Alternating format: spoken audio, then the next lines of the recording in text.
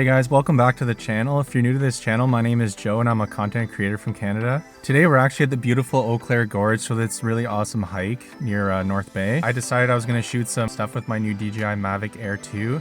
And I thought this would be a good chance to kind of see my first impressions on the drone. I bought it about a month ago and I've only used it twice, so it's still really fresh. And I also wanted to kind of talk about the DJI Spark. I've had that for about 2 years now, so I've had a lot of experience with it. This video is perfect for you if you're either someone who is just starting to get into drones or wants to get into drones, or if you have the DJI Spark and you're looking at what to upgrade to. So we're just about to head out and start the hike.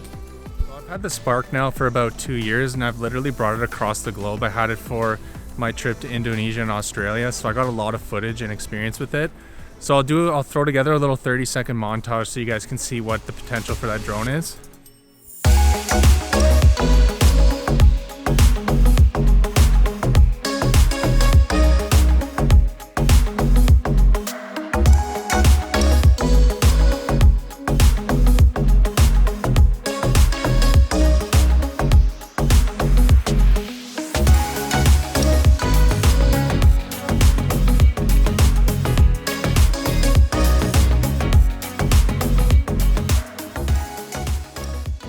So that was pretty sick footage, right? Like all that footage came from this little guy, the DJI Spark. One of the biggest reasons that I actually wanted to upgrade to the Mavic Air 2 is I was really excited to try out their hyperlapse modes. So they have two.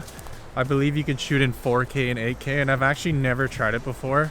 But before I post this video, I'll throw something up and I'm definitely gonna test it out soon. This is a hyperlapse I shot with the DJI Spark, but it definitely takes some tricky editing to achieve this look. So we're getting close to the falls, but there's a lot of construction around everywhere, so we had to go actually the reverse way. So the stairs are close to the main waterfall, but we will find a way to get there.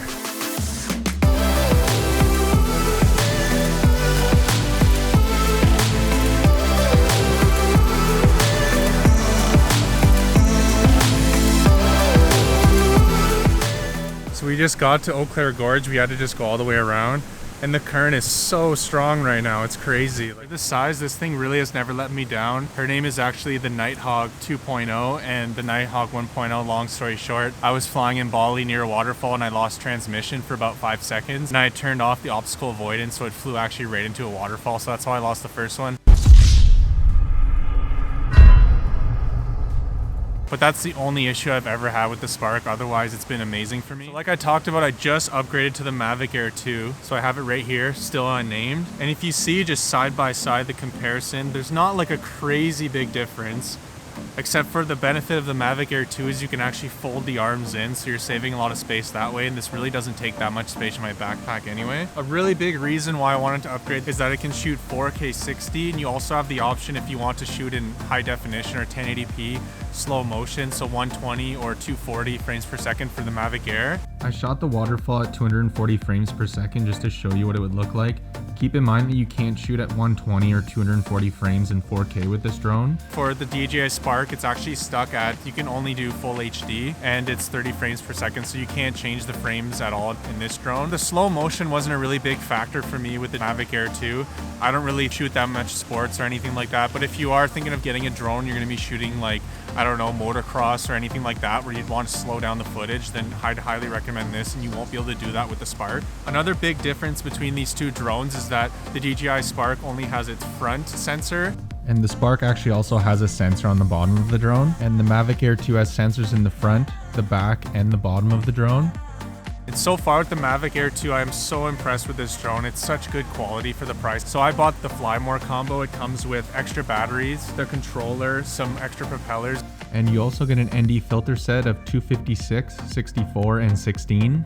The good thing about the Mavic Air 2 is that you actually have the option to shoot in a flatter profile. That really allows you to color grade with a lot more flexibility, and it also increases the dynamic range a lot, so you're going to keep a lot more information in those shadows as well as the highlights. Here's the Mavic Air 2's normal color profile, and here is the D-Cine-like profile. You can see how it's just so much less contrast and less saturation with the D-Cine-like profile. And here is the D-Cine-like profile with a little bit of a color grade on it. Another big difference between the two drones too is that they actually changed which controller you're using. This one's a lot bulkier, and at first I really didn't think I was gonna like it, but it kind of fits in your hand a lot better than the smaller one does. So you can flip it up and put your tablet or your phone in, and you also have a cord that plugs in, so you don't have a Wi-Fi transmission from your phone to your controller like the Spark does. I know the Spark, you can get an attachment for it that does that, but it doesn't come with it, so I didn't really want to buy it.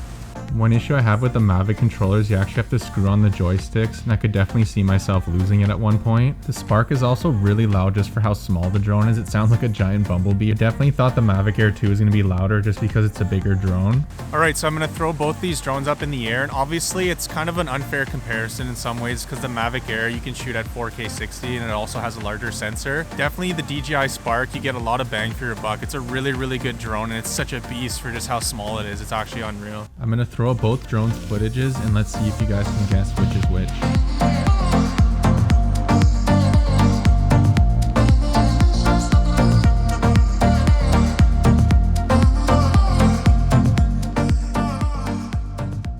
Will it be Bachelorette number 1, Bachelorette number 2? So I just finished flying both drones and we're heading back to our car now. Comment down below which one you thought looked better. I'm actually really curious to know what you guys think. This part of the hike is always so muddy, so I'm trying to go around it right now. I don't know why. I've only been here twice, and both times this little stretch is so muddy where you're almost like skating down the hill.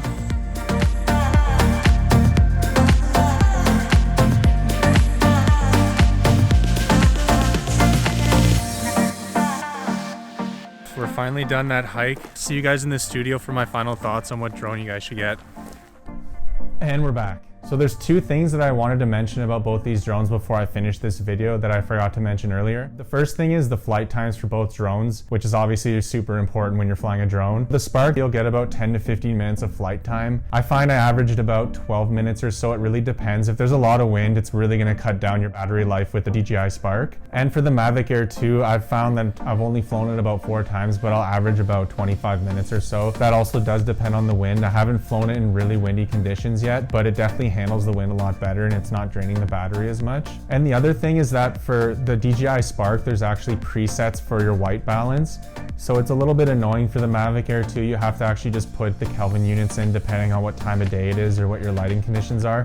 It's not a huge deal, but it's just a little bit annoying to have to do that, and you're gonna have to learn it, I guess, regardless. So what drone should you get? If you're going to be working with clients, or you really have placed some importance on wanting to color grade your footage, and you really want a bit of that higher quality and it allows you in your budget to do it, then I would definitely go with the Mavic Air 2. I've been really happy with this drone since I've gotten it. But if you're someone who's just starting, maybe you don't have a drone yet, and you just want to see if you like it and you want to start practicing, then I definitely suggest getting the DJI Spark. It is really easy to use for beginners. DJI doesn't manufacture the Spark anymore, so you're not going to be able to buy it off of them. If you go on Facebook Marketplace or eBay or something like that, you could definitely find it for a really good price. Thanks for watching the video, guys. I really hope this made your decision a little bit easier to pick which drone that you're thinking of getting. Make sure to smash that like button and subscribe, and I'll see you guys in next week's video.